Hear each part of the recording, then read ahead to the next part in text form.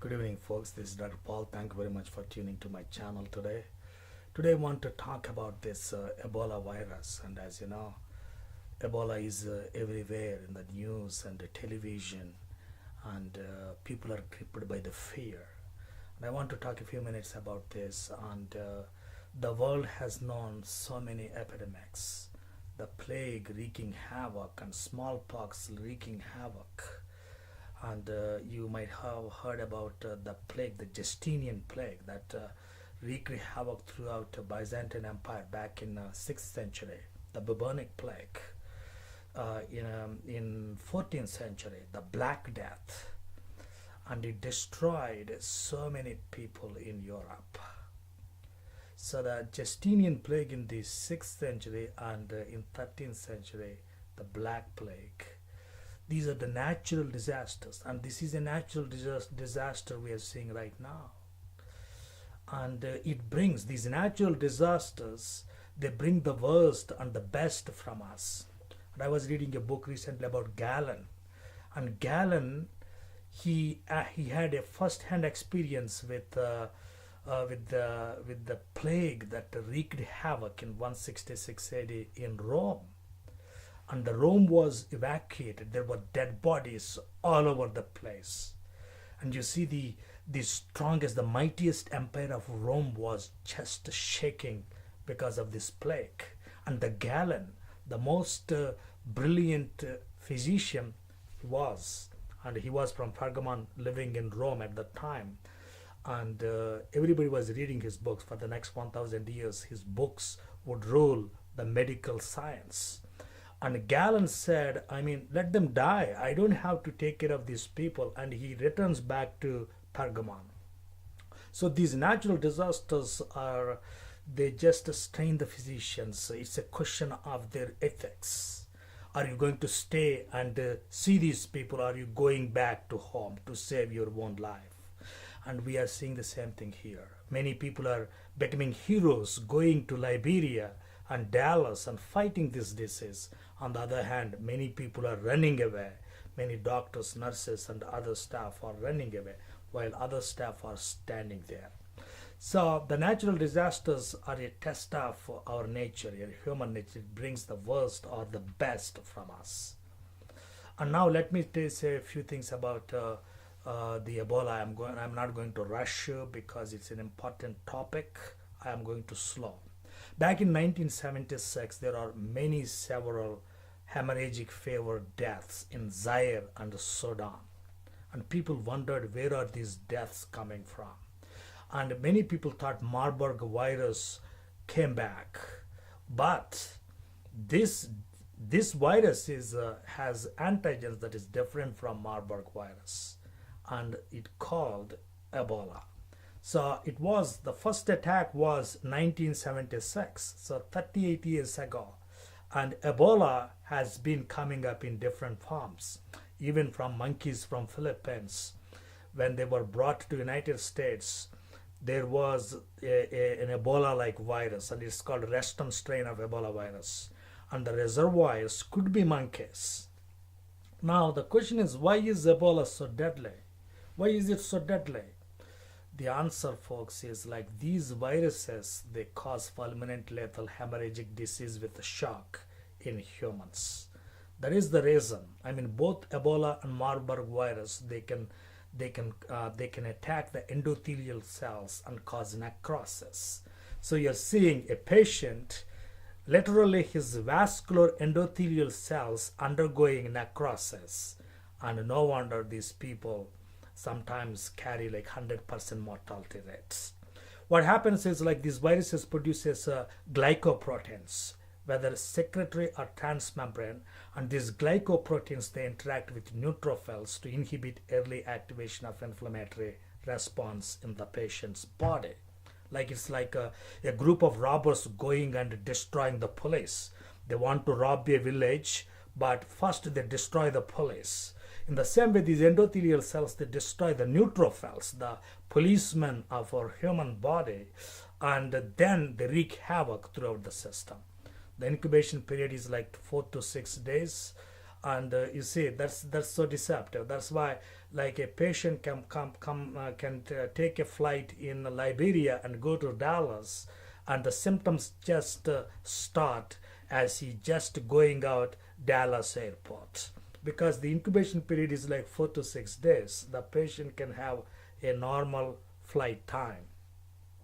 And the interesting thing is, as many as 7% of people in West Africa carry antibodies to Ebola. That means, like, many of them are undergoing subclinical infection with this virus. So you see, Ebola can cause mild infection, but when it comes, it carries extremely high mortality rates. Now, where did we get this name, Ebola? Ebola virus is named for the river in Zaire that was the site of an outbreak of hemorrhagic fever in 1976. So it's a river in Zaire. Now Zaire is adjacent to Uganda, and you see, in Uganda, what do we have? We have Lake Victoria, right? That's where the Nile River starts and flows through Sudan, and it goes all the way through Egypt. So the reservoirs in this lake probably explain why this disease is going up. And see, folks, in the next few months, it may be in Egypt, going right away into the Mediterranean, and countries like Israel and Lebanon would also be affected by this problem. Now let me see a few symptoms and signs.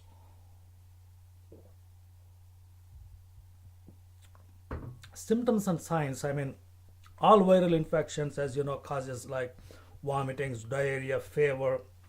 But the problem with Ebola is it causes hemorrhagia, like hemorrhagic fever, thrombocytopenia.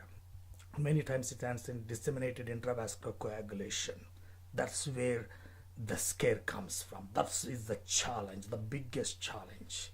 No doctor would want to listen to that word, disseminated intravascular coagulation, because it is extremely hard to treat that problem. That explains the high mortality rate of this problem. So Ebola hemorrhagic fever is quite rare, but right now more than 3,300 people died in Liberia, and there are like 6 or 7 cases found in the United States. But as I speak, there are no deaths so far. Hopefully it will stay like that, but there is no guarantee. Now, if you come to the morphology of this virus, Ebola and Marburg, they are negative sense single-stranded RNA viruses arranged in helical nucleocapsid. Typical filovirus particle, it is a single linear, so it is a single-stranded RNA virus. That's why it looks like a spaghetti. Or it's also called a shepherd's crook because it is so long. In fact, it is the longest virus we know. They are the longest viruses, and they are largely destroyed by heat, like 60 degrees centigrade at 30 minutes, or by acid. But in human blood, they can stay even at room temperature. The viruses are largely destroyed by heat, like 60 degrees Celsius at 30 minutes. And I think that's an important point to remember. Why?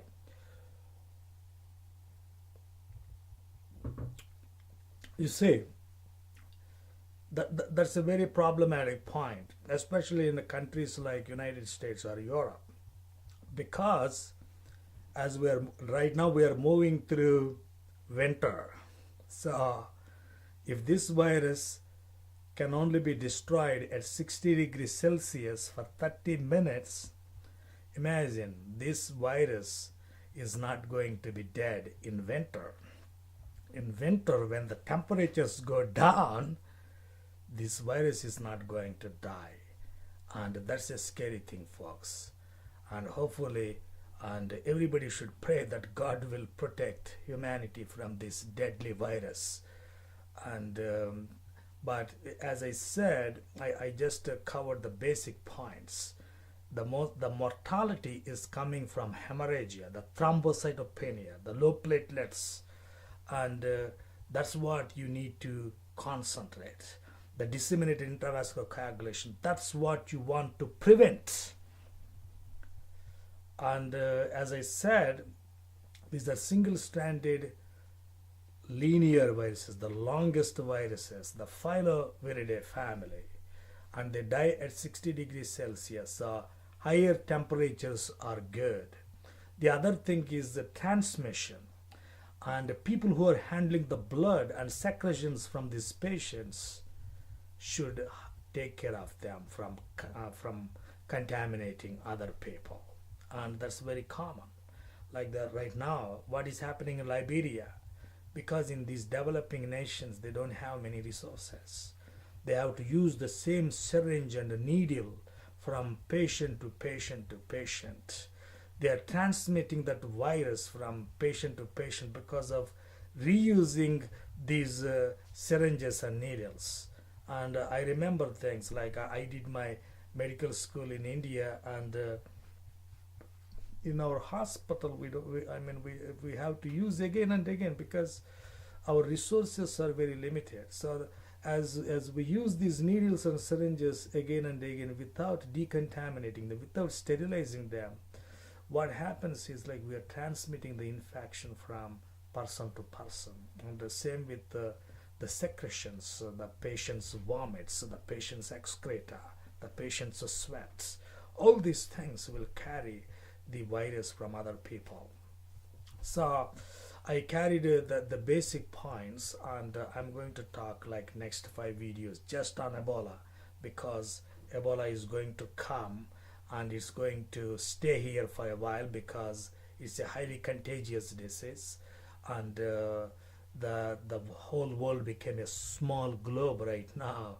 So yes, we are happy that we can fly from United States to any other place in the world within a few days, within a few hours, but it carries a price tag. When outbreaks like this happen, it's very easy to bring these infections back to United States and other parts, and probably, God forbid, this may become a problem, and I hope that everybody who listens to you get these points, and especially taking precautions to prevent the transmission of this deadly virus.